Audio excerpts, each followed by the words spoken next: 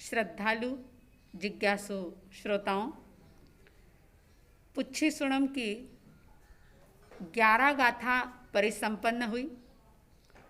12वीं गाथा जिसमें जम्बू स्वामी जी सुन रहे हैं, सुधर्मा स्वामी जी उनकी जिज्ञासा को शांत करते चले जा रहे हैं। 12वीं गाथा में सुधर्मा स्वामी जी ने कहा था, से पव्वय सद्द महपगा से वीरायति कंचन मठ वन्ने अणुत्तरे गिरि सूय पव्व दुग्गे गिरिवरे से जलिएव भोमे। लय के साथ बोलेंगे, से पव्वय सद्द महपगा से वीरायति कंचन मठ वन्ने अणोत्तरे गिरि सूय पव्व दुग्गे गिरिवरे से जलिएव भोमे। इस 12वीं गाथा का बाह्य लाभ आचार्य भगवंतों ने बताया कि इस गाथा की साधना करने से वचन सिद्धि की प्राप्ति होती है।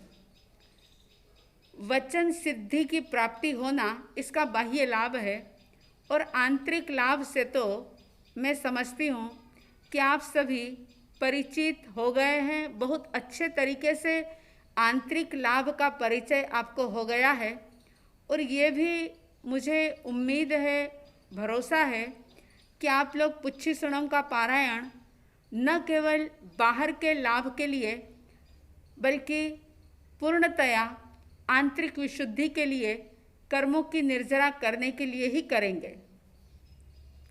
इस 12वीं गाथा में सुदर्शन पर्वत, मेरु पर्वत की ही बात चल रही है। जैसा कि मैंने पहले भी बताया था कि 9वीं गाथा से लेकर के तो 14वीं गाथा तक परमात्मा को मेरु पर्वत से उपमित किया जा रहा है।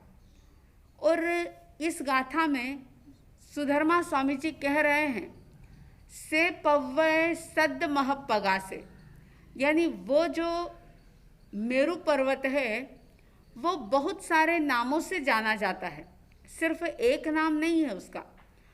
सुदर्शन, सुमेरु, बहुत सारे नाम है उसके। अचल, अटल आदि कई प्रकार के नामों से मेरु पर्वत को जाना जाता है। से पव्वय सद्द महपगा से वीरायई कंचन मठ वन्ने, वह विरायति यानी सुशोभित है। किससे सुशोभित है तो बता रहे हैं, कंचन यानी कि सोने के समान वो चिकना है। कंचन मठ वन्ने, कंचन के वर्ण के समान सुनहरा है, चिकना है, और इसलिए बड़ा ही सुशोभित है। और आगे उसकी विशेषता बता रहे हैं कि अणुत्तरे गिरि सूय पव्व दुग्गे, वह पर्वत, मेरु पर्वत जो कि मेखला आदि के कारण से बहुत दुर्गम है, सर्वश्रेष्ठ भी है और दुर्गम भी है। और आगे बता दिया, गिरिवरेवा, गिरिवरे से जलिएव भोमे, यानी कि वह बहुत सारे मणियों से, औषधियों से युक्त होने के कारण से वह हमेशा ही प्रकाशमान है, आलोकित है, चमकने वाला है। और किसकी तरह तो बता दिया, भूमि की तरह, बहुत सारी औषधियों से, मणियों से युक्त ऐसा वह मेरु पर्वत जो कि बड़ा ही सुंदर रूप से सुशोभित हो रहा है। अब इससे परमात्मा को उपमित कर रहे हैं और कह रहे हैं कि जैसे मेरु पर्वत अनेक प्रकार के नामों से जाना जाता है, पहचाना जाता है, इसी तरह से श्रमण भगवान महावीर स्वामी जी के भी कई नाम थे। जैसे आप सभी जानते हैं, वर्धमान, वीर, महावीर, त्रिशलानंदन, ज्ञातपुत्र, काश्यप, सन्मति, कई नाम हैं उनके। और ये नाम जो हैं, कोई नाम उनके माता पिता ने उनको दिया, कोई नाम उनके मित्रों के द्वारा मिला, कोई नाम देवताओं के द्वारा मिला, तो कोई नाम लब्धिधारी, जंघाचरण लब्धि के धारक ऐसे मुनि के द्वारा मिला। और माता त्रिशला के बेटे थे, इसलिए वो त्रिशलानंदन कहलाए। काश्यप गोत्री थे, इसलिए काश्यप भी महावीर को कहा जाता है। लेकिन विशेषता ये कि सारे ही नाम जो हैं वो गुण निष्पन्न नाम हैं, यानी कि नाम के अनुरूप उनके अंदर गुण भी मौजूद थे। जैसे मेरू पर्वत के भी सारे नाम गुण निष्पन्न नाम हैं, और जहाँ गुण होते हैं और गुण के साथ गुण निष्पन्न नाम जब रखे जाते हैं तो उन नामों का आनंद ही कुछ और होता है, मजा ही कुछ और होता है। तो परमात्मा महावीर जो कि अनेक नामों से जाने जाते हैं और सारे ही उनके नाम गुण निष्पन्न हैं। जैसे मेरू पर्वत सोने के समान चिकना और सुशोभित है, इसी प्रकार से परमात्मा महावीर अंदर और बाहर से बड़े ही मृदु थे, बड़े ही कोमल थे। उनके भीतर में कठोरता नहीं थी। जहाँ कषाय होते हैं, जहाँ राग द्वेष होते हैं, जहाँ मतलब परस्ती होती है, वहाँ पर व्यक्ति बहुत ज़्यादा कठोर बन जाता है।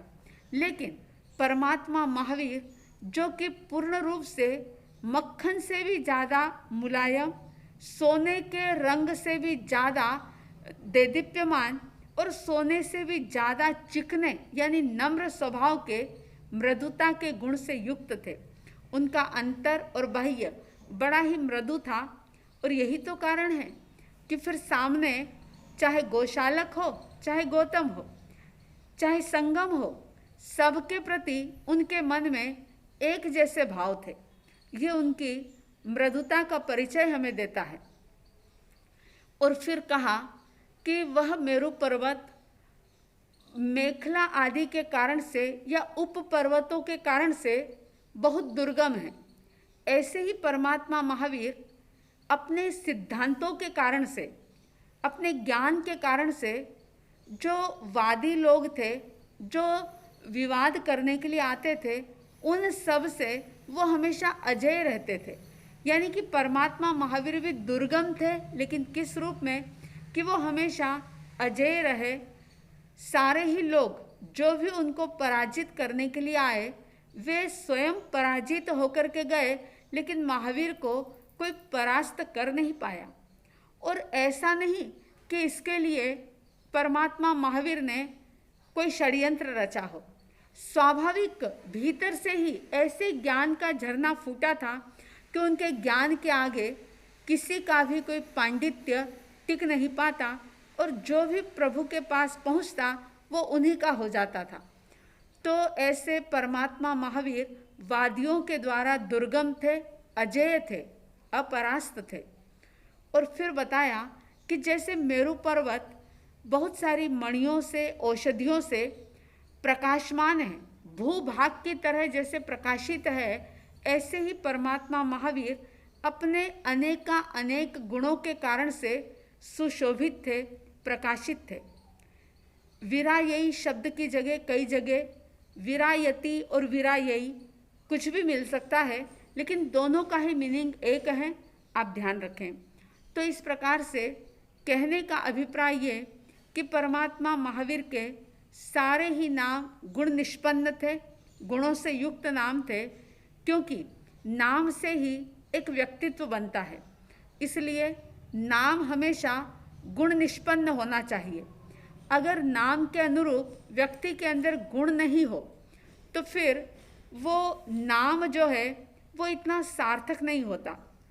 तो ऐसे परमात्मा प्रभु महावीर जो कि अनेक नामों से युक्त थे, जो बहुत ही मृदु कोमल थे, अंदर बाहर से मधुर थे, कोमल थे, और वादियों के लिए दुर्गम थे, और बहुत सारे गुणों से युक्त, और यूँ कह दूँ कि बहुत सारे आंतरिक रूप से बीमार लोगों के लिए परमात्मा महावीर जो एक प्रकार की औषधि थे, एक प्रकार की मेडिसिन थे, क्योंकि जो मार्ग वो बता रहे थे वो सभी प्रकार की बीमारियों से मुक्त होने का मार्ग था।